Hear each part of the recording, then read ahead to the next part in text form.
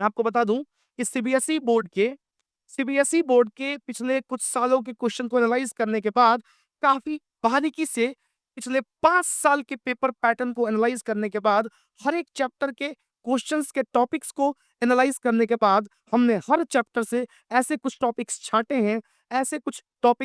हैं हर चैप्टर से, मैक्सिमम 1 से 2 टॉपिक्स। अगर आप उन टॉपिक्स को ही बस कर लेते हो तो यकीनन आपका इज्जत बच जाएगा, मतलब ये टॉपिक्स आपको फेल होने से बचा लेंगी। मैं ये नहीं कहूंगा इससे यहीं से क्वेश्चन आएगा, क्वेश्चन और भी जगह से आएगा, लेकिन ये वैसे कुछ स्कोरिंग टॉपिक्स हैं जिनको अगर आप कर लेते हो तो यकीनन आप फेल होने से बच जाओगे। तो वैसे कैटेगरी के बच्चे जो कुछ नहीं पढ़े हैं, जिनका जिनका जिनका स्थिति ऐसा है कि आप फेल करने वाले हैं, अब उनको मैं अगर ये ज्ञान दूं कि जाओ पूरा किताब पढ़ो, तो वो साल भर ही पढ़ लेते। अगर ये इतने समझदार होते तो साल भर पढ़ लेते। तो अब जो गलतियां हो गई।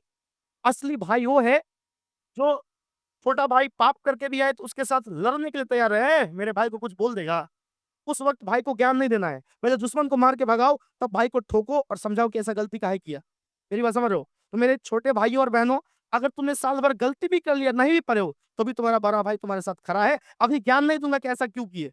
अभी पहले हम लोग को एग्जाम से लड़ना है, पहले उससे लड़के पास हो, अच्छा मार्क्स लाओ। पास क्या, अच्छा मार्क्स ला सकते हो ठीक ठाक। अब ये नहीं बोलूंगा झूठा वादा कि 70 में 70 ले आओगे, हाँ, लेकिन पास हो जाओगे अच्छे मार्क्स के साथ। तो मैं वो टॉपिक्स बताने जा रहा हूँ, हर चैप्टर से एक दो टॉपिक, लेकिन उसको बहुत डिटेल में पढ़ना। और मैं इन टॉपिक्स को बताने के बावजूद भी तुमको वन शॉट रिवीजन, जो छोटा छोटा वीडियो है भौकाली कैप्सूल हमारे यूट्यूब पर, वन शॉट इसलिए देखने के लिए बोल रहा हूँ क्योंकि पूरा चैप्टर का अगर एक ओवरव्यू रहेगा, तभी इन टॉपिक्स को भी डेप्थ में अच्छे से समझ पाओगे, क्योंकि एक टॉपिक दूसरे टॉपिक से लिंक होता है।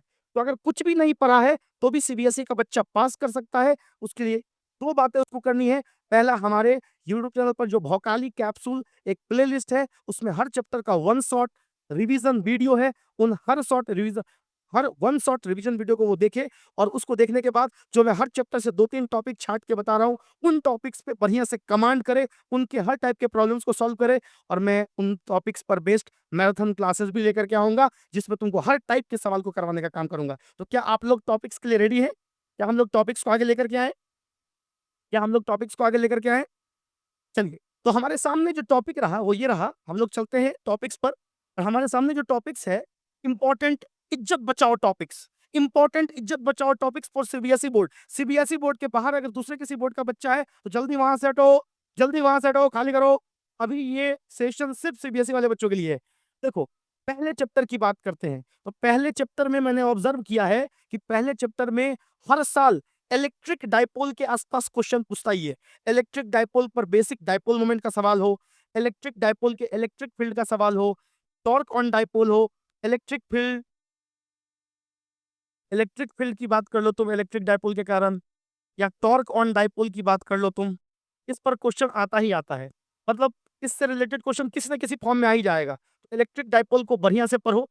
इलेक्ट्रिक डाइपोल क्या है, डाइपोल मोमेंट क्या है, इलेक्ट्रिक फील्ड का मतलब इलेक्ट्रिक डाइपोल का इलेक्ट्रिक फील्ड का एक्सप्रेशन क्या है, इसके अलावा टॉर्क ऑन डाइपोल क्या है, ये पढ़ो। उसके बाद गॉस लॉ और गॉस लॉ पर बेस्ड फ्लक्स वाले क्वेश्चंस आते हैं एग्जाम में। गॉस लॉ और गॉस लॉ पर बेस्ड फ्लक्स वाले क्वेश्चन आते हैं एग्जाम में।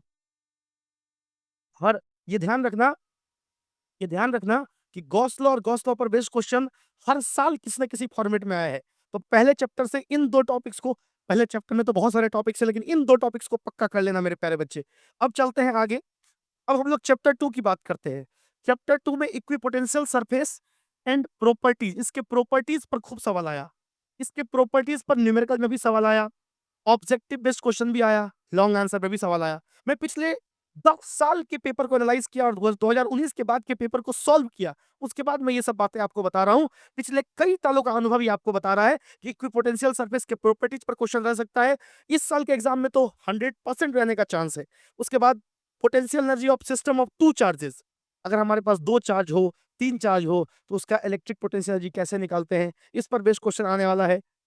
पैरेलल प्लेट कैपेसिटर के कैपेसिटेंस का फॉर्मूला डाई इलेक्ट्रिक के साथ, अगर हमारे पास पैरेलल प्लेट कैपेसिटर है और उन दोनों प्लेट के बीच में डाई इलेक्ट्रिक भर देते हैं, तो इसके कैपेसिटेंस का फॉर्मूला क्या होगा, plus energy stored in capacitor. मतलब चैप्टर 2 में पैरेलल प्लेट कैपेसिटर को डिटेल में पढ़ो, इससे रिलेटेड तुम एनर्जी का फॉर्मूला कर लो, इससे रिलेटेड कैपेसिटेंस का formula with dielectric without dielectric कर लो, काम बन जाएगा। क्लियर है?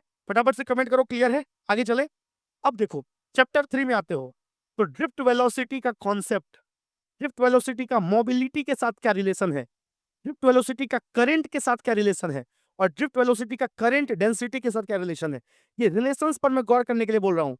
पूरा साल भर तो दूसरे रिलेशन पर गौर किए हो, अब उस रिलेशनशिप को छोड़ो और अभी ड्रिफ्ट वेलोसिटी क्या है और ड्रिफ्ट वेलोसिटी का रिलेशन अलग अलग पैरामीटर्स के साथ, मोबिलिटी के साथ, करंट डेंसिटी के साथ क्या है, उस पर काम करो। हालांकि मैं तुमको इसका पीडीएफ भेज दूंगा, टेंशन मत लो, टेलीग्राम चैनल पर इसका पीडीएफ मिल जाएगा तुमको। अभी बस सुनो समझो मैं क्या बोल रहा हूँ। उसके बाद एक फॉर्मूला पढ़े R is equal to R naught 1 + alpha delta T, या रेसिस्टिविटी के बारे में पढ़े होगे rho naught 1 + alpha delta T. इसको बोलते हैं टेम्परेचर डिपेंडेंसी ऑफ रेसिस्टेंस या थर्मल डिपेंडेंसी ऑफ रेसिस्टेंस। इस पर भी क्वेश्चन बोर्ड में अच्छा खासा सीबीएसई में क्वेश्चन रहता है। मैं बार बार कह रहा हूं कि गलती से इस स्ट्रेटजी को दूसरे बोर्ड के बच्चे अप्लाई ना कर दें। अगर आप सीबीएसई के नहीं है तो जल्दी वहां से हटो, ठीक है। किरचॉफ साहब के दोनों लॉ केसीएल केवीएल दोनों को अच्छे से देख लेना है, ठीक है। विकस्टोन ब्रिज, इस पर क्वेश्चन हर हर साल विकस्टोन ब्रिज से रिलेटेड क्वेश्चन किसी न किसी फॉर्मेट में आ ही जाता है, क्लियर है।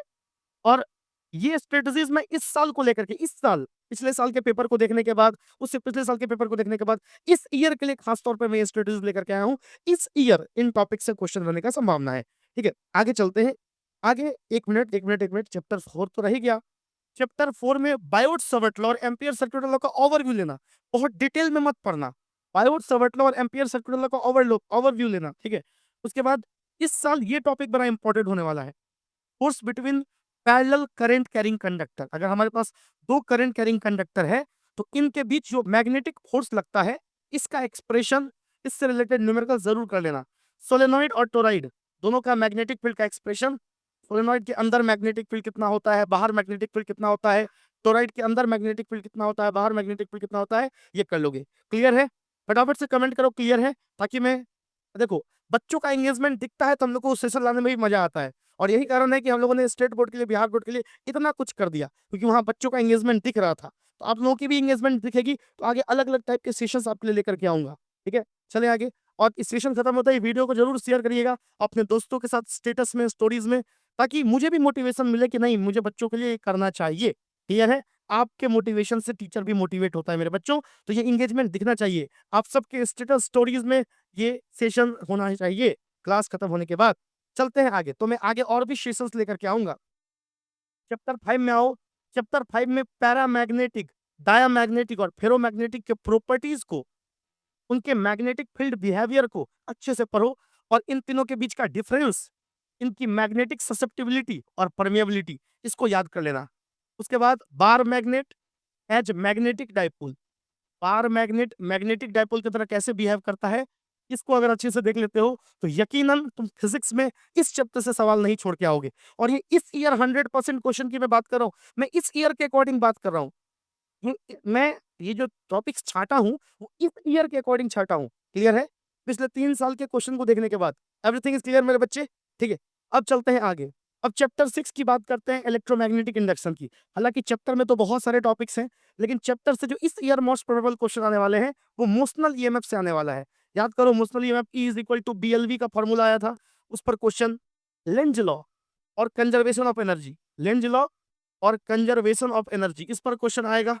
एनसीईआरटी में दिया हुआ है energy analysis of Lenz law, वहां से क्वेश्चन आएगा। और साथ ही साथ सेल्फ और म्यूचुअल इंडक्शन, सेल्फ और म्यूचुअल इंडक्शन दोनों को अच्छे से समझना। अल्टरनेटिंग करंट चैप्टर थोड़ा मैथमेटिकल है, थोड़ा टफ चैप्टर की कैटेगरी में इसको रखते हैं, खास करके बायो वाले बच्चों के लिए। लेकिन इस चैप्टर में अल्टरनेटिंग करंट की जो मीन वैल्यू होती है, जो आरएमएस वैल्यू होती है, तुम एक बार वन शॉट देख लेते हो ना भौकाली कैप्सूल से, तो पूरा चैप्टर का ओवरव्यू मिल जाएगा। उसके बाद सिर्फ इन टॉपिक्स को करोगे ना तो मजा आएगा। डायरेक्ट इस टॉपिक को करने के लिए आओगे, आगे पीछे का टॉपिक पता ही नहीं तो समझ में ही नहीं आएगा। इसलिए भले ही मैं तुमको इंपॉर्टेंट टॉपिक छाट के बता रहा हूँ नालाई को, लेकिन फिर भी थोड़ा सा मेहनत कर लेना। भौकाली कैप्सूल के वन शॉट सीरीज को पक्का पूरा करो, उसमें जो वन शॉट लेक्चर है थ्योरी वाला बस उसको देखो, ऑब्जेक्टिव सेशंस मत करो। सीबीएसई के लिए अलग से करवाऊंगा, मैराथन सेशन लेकर के आऊंगा, उसमें करवाऊंगा, ठीक है। सीरीज एलसीआर सर्किट जरूर देखना, उसमें इंपीडेंस का फॉर्मूला, इस पर ऑब्जेक्टिव या न्यूमेरिकल इस साल रहेगा। इंपीडेंस का फॉर्मूला जरूर देख लोगे, ठीक है। एसी जनरेटर हालांकि चैप्टर 6 का है, लेकिन एसी जनरेटर को अच्छे से देख लेना, एसी जनरेटर पर भी क्वेश्चन रह सकता है। क्लियर है, एवरीथिंग इज क्लियर मेरे बच्चों, एवरीथिंग इज क्लियर। चलें आगे। अब चलते हैं आगे, आगे बढ़ते हैं। आगे हम लोग समझते हैं चैप्टर 8 की इलेक्ट्रोमैग्नेटिक वेव। छोटा-सा चैप्टर है, लेकिन स्कोरिंग चैप्टर है। इलेक्ट्रोमैग्नेटिक वेव छोटा-सा चैप्टर है, लेकिन एकदम स्कोरिंग चैप्टर है। डिस्प्लेसमेंट करंट का इक्वेशन, इलेक्ट्रोमैग्नेटिक वेव्स का प्रॉपर्टीज और इलेक्ट्रोमैग्नेटिक स्पेक्ट्रम तुम लोग को ट्रिक करवाए थे क्लास में। इन दोनों को कर सकते हो तुम किससे? एक ट्रिक करवाए थे गाय अवीजू इन्फ्रा मारे, करवाए थे। कितने लोग किए भाई ये ट्रिक? क्लास में आई टाइप करो। मैंने ऑफलाइन क्लास में करवा रखा है, गाय अवीजू इन्फ्रा मारे। और इवन वन शॉट सीरीज में भी करवा रखा है। किसमें? वन शॉट सीरीज में करवा रखा है, इलेक्ट्रोमैग्नेटिक वेव में, वहां पर भी समझा रखा है। भोकाल कैप्सूल के प्लेलिस्ट में तुमको मिल जाएगा। चैप्टर 9 में रे ऑप्टिक्स एक बड़ा यूनिट है। रे ऑप्टिक्स एक बहुत बड़ा यूनिट है और इससे खूब क्वेश्चन बनता है ऑप्टिक्स से। इसमें तुमको रिफ्लेक्शन थ्रू स्फेरिकल सरफेस वाला formula, lens maker formula, microscope और टेलीस्कोप, एनसीईआरटी में जितना दिया उतना ही करना। माइक्रोस्कोप और टेलीस्कोप पर बहुत डिटेल में नहीं पढ़ना, जितना नए एनसीईआरटी में दिया उतना ही पढ़ना। एनसीईआरटी एक पैरामीटर है, एनसीईआरटी से ऊपर तुमको नहीं उठना है। एनसीईआरटी में जितनी चीजें दी हुई हैं उससे अधिक दिमाग नहीं लगाना है। हर्ष केसरी किया हुआ है, राशि झा की हुई है, मोहित किया हुआ है, इतने सारे बच्चों का कमेंट आ रहा है। अहमद आपने भी किया हुआ है, आपका कमेंट अभी तक नहीं आया। चलें आगे। अब चलें आगे, ये समझ में आ गया कि चैप्टर 9 में रे ऑप्टिक्स में reflection through spherical surface, lens maker formula, microscope, telescope सिर्फ NCERT level, only up to NCERT level. जितना एनसीईआरटी में दिया हुआ है उतना ही, only up to new NCERT level. नए एनसीईआरटी में जितना दिया हुआ उससे बाहर एक सिंगल लाइन नहीं आएगा, ठीक है। और रिफ्लेक्शन थ्रू ए प्रिज्म और टीआईआर, टीआईआर टीआईआर का एप्लीकेशन कर लेना। टीआईआर का एप्लीकेशन भाई साहब बहुत कड़ी मेहनत करके ये टॉपिक्स छाटा हूँ। ऐसे कुछ भी टॉपिक नहीं लिख दिया है। तो विश्वास के साथ अगर इन टॉपिक्स को करोगे, लेकिन इससे पहले पूरे चैप्टर का ओवरव्यू ले लोगे, तो यकीनन यकीनन यकीनन बहुत अच्छा करने वाले हो। बस वन शॉट इसलिए बोल रहा हूँ करने के लिए, ताकि पूरे चैप्टर का ओवरव्यू रहे, तो अच्छे से ये टॉपिक्स भी समझ में आएंगे। इन टॉपिक्स को डेप्थ में पढ़ना, बाकी पूरे चैप्टर का ओवरव्यू जरूर ले लेना। चलते हैं अगले चैप्टर पे। अगला chapter wave optics. Wave optics में वेव फ्रंट और हाइजन थ्योरी, हाइजन थ्योरी का इस्तेमाल करके लॉ ऑफ रिफ्लेक्शन यानी एंगल आई बराबर एंगल आर, और लॉ ऑफ रिफ्रैक्शन यानी स्नेल्स लॉ को प्रूव करने का कॉन्सेप्ट। उसके बाद वाईडीएसी, वाईडीएसी में एक्सप्रेशंस को समझना। वाईडीएसी का डेरिवेशन ज्यादा इंपॉर्टेंट नहीं है, फ्रिंज विड्थ का फॉर्मूला समझ रहे हो। फ्रिंज विड्थ के फॉर्मूले में डी को बढ़ाएंगे तो क्या होगा, स्मॉल डी को घटाएंगे तो क्या होगा, ये सब एग्जाम में पूछता है सीबीएसई में। फ्रिंज विड्थ का formula, distance of nth maxima, distance of nth minima, इसका वाईडीएसी का फॉर्मूला याद रखना। वाईडीएसी का फॉर्मूला ये इंपॉर्टेंट है, फॉर्मूला इज इंपॉर्टेंट। मतलब इसका डेरिवेशन बहुत इंपॉर्टेंट नहीं है, डेरिवेशन में के डेप्थ में जाने की जरूरत नहीं है। उसके बाद इंटरफेरेंस और डिफ्रैक्शन के बीच में डिफरेंस, और इंटेंसिटी वेरिएशन, इंटेंसिटी कैसे बदलता है इसको जरूर देख लेना। इस पर कॉन्सेप्चुअल क्वेश्चन आता है सीबीएसई में। कॉन्सेप्चुअल मतलब न्यूमेरिकल टाइप का क्वेश्चन तो आएगा ही, कॉन्सेप्ट बेस्ड क्वेश्चन आएगा। क्लियर? कॉन्सेप्ट बेस्ड क्वेश्चन आएगा। अभी बिहार बोर्ड को दहलाया है, अब सीबीएसई को दहलाएंगे। और हर एक बच्चे के लिए जितना अधिक से अधिक मेहनत हो सकता है तुम्हारा बड़ा भाई करने के लिए तैयार है। नवनीत भार्गव तुम्हारे साथ हमेशा खड़ा है। I am always with you my dear students. If you are willing to work harder, I am with you. अगर तुम टालम टोली पर हो तो फिर काम होने वाला नहीं है, ठीक है। और यकीन मानिए, only you can change your life. ये वाली कहानी आपने पढ़ा होगा, ठीक है। आप समझिए, there is no any shortcut to score 90 plus in your board exam, whether in your chemistry, whether in biology, whether in maths, whether in any subject. You really need to work harder. So I'm not just telling the strategy that ये करो और तुमको number आ जाएगा 90 plus, ऐसा नहीं है। मेहनत तो करना ही पड़ेगा। या तो either you need to work harder in the entire year or do it in your last few days. But you need to work harder. There is no any shortcut. There is no any shortcut. अगर कोई ऐसा shortcut हो जाए कि 10 topic बता दिया उससे question आ जाए और 70 में 70 आ जाएगा, तो ये डिसरिस्पेक्ट होगा। It will be a disrespect for the students who are really working hard for last 1 year. Are you getting a point? So there is no any shortcut, my dear students, my dear friends, my dear brothers and sisters. You really need to work harder. And for that, you just follow this given strategy. It is really tested and trusted. This strategy have been applied by lots of students in the past year and they were benefited from that strategy. So आपको भी apply करना है, पूरे trust के साथ apply करना है। And यकीन मानिए, I am here to help you. You don't need to worry now. अब मैं जाग चुका हूँ सीबीएसई वाले बच्चों के लिए। आप अपनी सारी समस्याएं मुझे दे दीजिए, मैं वेट कर रहा हूँ, आपकी सारी तकलीफों को मैं दूर कर दूंगा। आपको बस दिमाग को शांत करके बिना टेंशन में, बिना चिंता किए हुए मेहनत करना है। बाकी जो कंटेंट चाहिए वो मैं आपको दूंगा। मैं कोई फेक मोटिवेशन लेकर के नहीं आया हूँ और बाद में आपको बोलूंगा कि ये 499 रुपए का कोर्स खरीद लीजिए तो ऐसा हो जाएगा। ये 499 का कोर्स आपकी जिंदगी बदल देगा ना। Only you can change your life. Are you getting the point? कोई फर्जी मोटिवेशन नहीं दूंगा। क्लियर है? ये टॉपिक इसको कर लेना। अब आ जाओ चैप्टर नंबर 11 में, फोटो इलेक्ट्रिक एक्सपेरिमेंट, वो कैथोड एनोड वाला ग्लास ट्यूब वाला एक्सपेरिमेंट, वो कर लेना। उसके आधार पे आइंस्टीन चचा ने आइंस्टाइन्स फोटो इलेक्ट्रिक इक्वेशन लिखा था। तुमको याद होगा इक्वेशन कुछ इस तरीके से था, E is equal to phi naught plus K E max. इस इक्वेशन को अलग अलग तरीके से, हर तरीके से एनालाइज कर लो और इस इक्वेशन पर बेस्ड न्यूमेरिकल्स भी कर लो, तो वहां से क्वेश्चन आएगा। क्लियर है? यहाँ तक सब कुछ क्लियर है तो फटाफट से कमेंट करो क्लियर है। मैं तुम्हारे कमेंट का इंतजार कर रहा हूँ। यहाँ तक सब कुछ क्लियर है तो फटाफट से कमेंट करो क्लियर है। और सेशन एंड होते ही इस वीडियो को अधिक से अधिक बच्चों तक पहुंचाने का काम करोगे, शेयर करोगे, ताकि अधिक से अधिक बच्चों को इसका बेनिफिट हो। मैं तुमको कोई कोर्स परचेज करने के लिए नहीं बोल रहा हूँ कूपन कोड लगा के, मैं तुमको बस पढ़ने के लिए बोल रहा हूँ, लेकिन वीडियो शेयर करना ये तुम्हारी जिम्मेदारी है, ताकि मेरे मेहनत का फल अधिक से अधिक बच्चों को मिले। de Broglie रिलेशन याद होगा, lambda is equal to H upon में पी, मतलब लेंथ कांस्टेंट बाय मोमेंटम, या momentum is equal to H upon में लैम्डा, मैटर वेव और मैटर वेव का वेवलेंथ। डी ब्रॉगली भाई साहब ने, डी ब्रॉय पढ़ते हैं, इन्होंने बताया था, इसको अच्छे से देख लेना। चैप्टर 12 में alpha particle scattering experiment, Rutherford model से जुड़ा हुआ था वो, और बोर्स एटॉमिक मॉडल को पूरा बढ़िया से पढ़ना, बोर्स और एटॉमिक मॉडल को कंप्लीटली पढ़ना। चैप्टर ही बहुत छोटा सा है, बहुत छोटा सा चैप्टर है, एटम्स और न्यूक्लियाई। उसमें भी हम तुमको 2 टॉपिक बस बता रहे हैं, उसको बहुत अच्छे से पढ़ना, पढ़ लोगे हो जाएगा। क्लियर है मेरे बच्चे? क्लियर है? Everything is clear? चलो बहुत शानदार। अगर तुम इत्मीनान से विश्वास के साथ जो मैं बताता हूँ उसको करते जाते हो, और जो मैं अपकमिंग डेज में सीबीएसई वालों के लिए मैराथन सेशंस लाने वाला हूँ उसको कर लेते हो, सारे वन शॉट सीरीज को फॉलो करते हो, तो यकीन मानो कोई कुछ नहीं, तुम अभी जिस भी स्थिति में हो तुम यकीनन थ्योरी के पेपर में बहुत अच्छा करने वाले हो। अगर फेल करने की स्थिति में हो तुम लगभग 45-50 तक ले आओगे। अगर परेशान आत्मा के कैटेगरी में हो, देखो मैंने आत्माओं को बड़ा अलग अलग कैटेगरी में, अगर निकम्मा वाले कैटेगरी में हो तो 45-50 नंबर ला करके पास कर जाओगे। अगर परेशान आत्मा के कैटेगरी में हो तो लगभग 60 से 70 नंबर के बीच में आ जाएगा। और टॉपर हो तो ऑलरेडी तुम 75, मतलब 65 में हो तो 65 से 70 के बीच में चले ही जाओगे। ये तुम्हारा 70 के पेपर में मतलब नंबर मैट्रिक्स रहेगा। चले आगे, लास्ट कुछ चैप्टर्स की बात करें, लास्ट कुछ चैप्टर्स की बात करें, ठीक है, चले आगे, ठीक है। पूरे चैप्टर का ओवरव्यू लेने के बाद इन टॉपिक्स को करो, पास होने के कैटेगरी में जाओगे, अच्छा मार्क्स के साथ पास करोगे, अच्छे मार्क्स के साथ पास करोगे। मैं कोई सूडो मोटिवेशन नहीं दूंगा कि 70 में 70 आ जाएगा इसको पढ़ने के बाद, नहीं, फर्जी बात नहीं, तो फिर ये तो जो बच्चे साल भर पढ़े उनके साथ डिसरिस्पेक्ट हो जाएगा। ऐसी फर्जी बात नहीं करता हूं मैं, ठीक है, मैं खुल के बात करता हूँ और इसलिए बदनाम भी हूँ। सिवाय पैगाम मोहब्बत दिया कुछ भी नहीं, और लोग कहते हैं कि वो हथियार बनता था। 80% लोग मेरे से नफरत इसलिए करते हैं जो मेरे हेटर्स हैं, क्योंकि उनको मेरे बारे में गलत बताया गया है। ये तो मैं मुंह पे बोलता हूँ जो बोलना होता है। चलें आगे, चैप्टर 13 में आते हैं, न्यूक्लियस चैप्टर के अंदर में। इसमें एक फॉर्मूला है रेडियस ऑफ न्यूक्लियस का, एटॉमिक मास नंबर के टर्म में, ठीक है। उस फॉर्मूले को देख लेना, size of nucleus, size of nucleus वाले फॉर्मूले को देख लेना। वन शॉट में भी करा रखा है, अगर नहीं क्लास किया हो कहीं तो, क्लास किया हो तुम्हारे क्लास नोट्स में भी होगा। भौकाल कैप्सूल के वन शॉट में पूरा चैप्टर ही करा रखा है।